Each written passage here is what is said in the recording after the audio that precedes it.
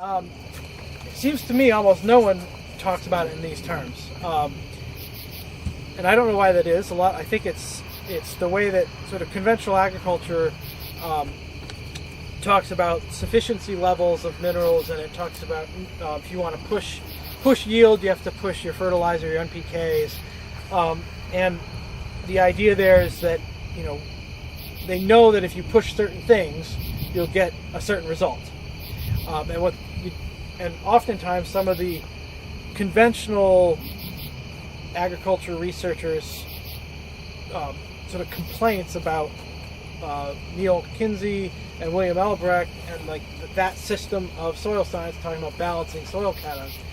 They're often saying, well, I've done a bunch of tests on here and it doesn't matter what the calcium magnesium is. It's totally nonsense. I've added gypsum and it doesn't help. And that's because they're not looking at the balance of their whole system. They're looking at just one specific mineral and they're saying it doesn't work, so throw it away. The only thing that works is adding more nitrogen. And that's because they're not looking at it as in a holistic system.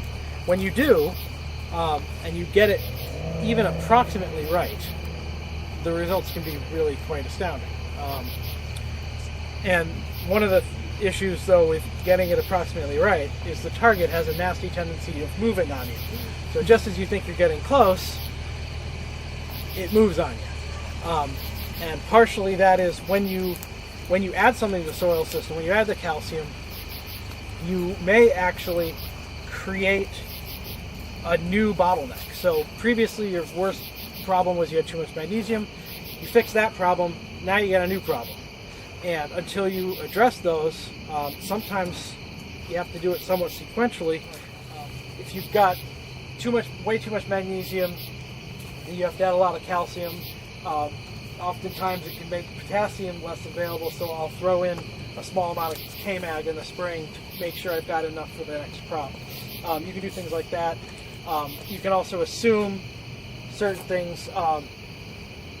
Let's say your zinc is right where you want it, but your phosphorus is low, so you add the phosphorus rather than waiting for the zinc to become the issue, which it might, because now phosphorus is higher, so you need more zinc.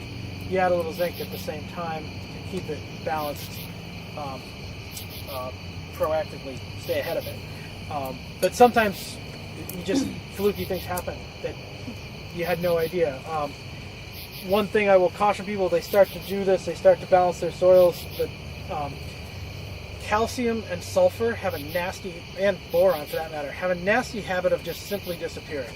You put it out in the field, things seem better, but then the next time you take your test, the levels are exactly where you put it, sometimes lower, and it's super frustrating. You're like, literally, where did that go? I put 4,000 pounds of calcium out here. Where did it go?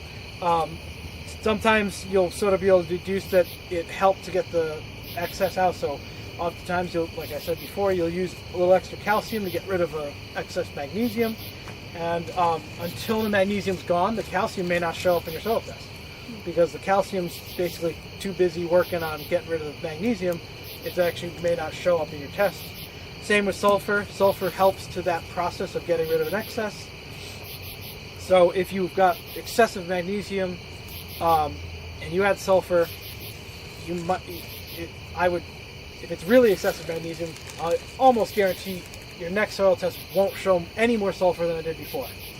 But as the magnesium level gets close to where you want it, the sulfur will start to show up and it'll stick around and you'll be able to build your sulfur that way.